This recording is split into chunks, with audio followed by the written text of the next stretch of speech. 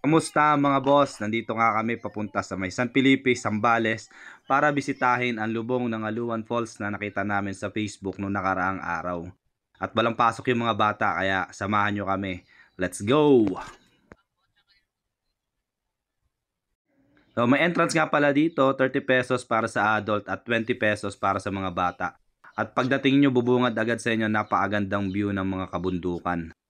So kailangan natin sumakay sa Kalabaw, may hilang kariton. Dahil hindi makakapasok ang sasakyan papunta doon sa falls. At tulong na rin to para sa kabuhayan ng mga lokal.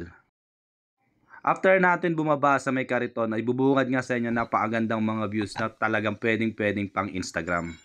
At syempre excited na tayo para ikutin tong buong area ng falls. So ito yung unang level ng falls at pupunta tayo sa may pangalawa at pangatlo.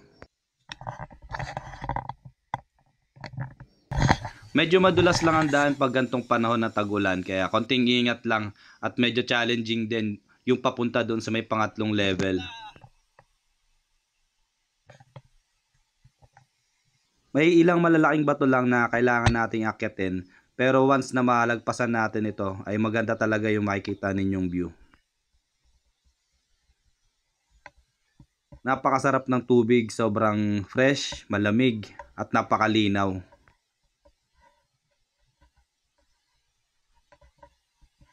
At ito na yung pangatlong level ng Nangaluban Falls. So, ilan lang naman yung naliligaw ngayong araw dahil Lunes ngayon.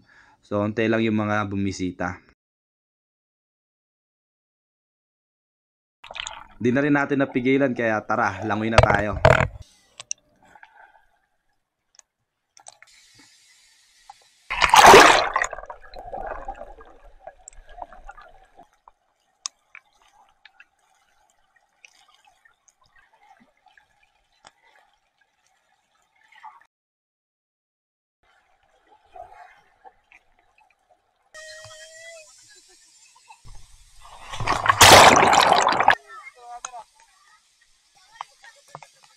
Hi. Hi.